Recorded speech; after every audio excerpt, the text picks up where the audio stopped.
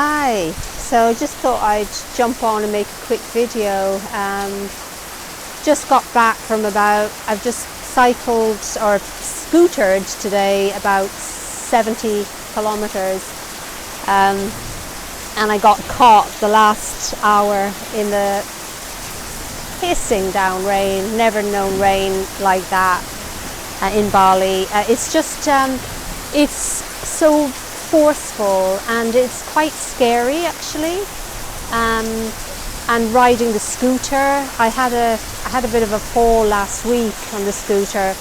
It's quite hairy riding a scooter here in Bali. I just am super careful, but last week I was very stupid and I was meeting somebody and I went up a hill and I got trapped on a railing around a corner on this steep hill, and I was like trapped underneath the bike and the engine was still running, and it was like, what the fuck shall I do? It was really scary, and it was too heavy for me. I was underneath the bike, and I turned around and I saw this guy in a shop. There was like one shop, and he just happened to look at me, and I just went, please help, and he came rushing out, and he said, okay, let's first of all turn the engine off. I wouldn't have even have thought of that, turn the engine off. So he turned the engine off. I was like trapped. I had just had surgery on this thumb, and this was like trapped just underneath the bike, was on top of it, the handlebar, and he told me to get out from underneath and managed to do that, and then he drove the bike right up the hill. I tell you, I'm still having flashbacks from that, because it's just this little machine thing, but boy, it is so dangerous. So today was like pretty scary riding, but you need it to get around, and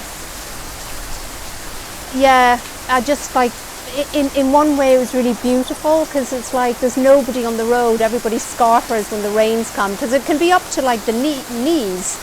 It can be, as you know, when you're riding on a scooter, but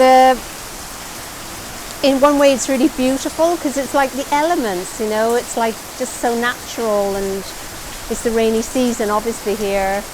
Got my mask, which most people, you know, riding need, because there's so much fumes, there's so many bikes on the road, but it's just Bali life. And today, what have I been doing? I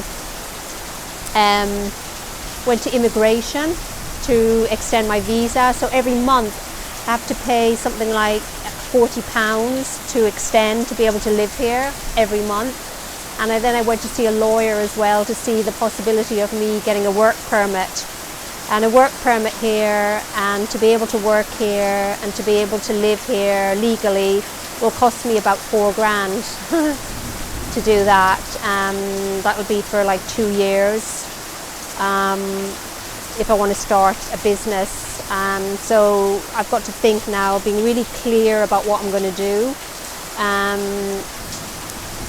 to be able to financially support myself here, which I'd really love to be able to do. So I've got to make a business plan for the lawyer, and then he'll put that forward. So that's it really. And then I went to meet a couple of friends for lunch, which was in the most beautiful cafe on different floors, all in bamboo. It's just gorgeous, really spectacular design, and some of the places here are just spectacular. Just that, you know, they've been designed in such an incredible, just so conventional. What's the word? It's traditional, but yet really modern at the same time. Really eclectic, and it is just beautiful. Clear Cafe it's called. So that's all I wanted to share, and I'm going to go and have a shower, eat something, and get back to work to see what I can do tonight. I'm just working all the time to try and build this business. So yeah, it's pretty tough at the moment, and I'm kind of doing it on my own, and you know, I don't have any family around me or anything, and yeah, it gets a bit lonely sometimes, but you know, that's the way it is right now, and I keep going with it, and yeah, this is Bali life.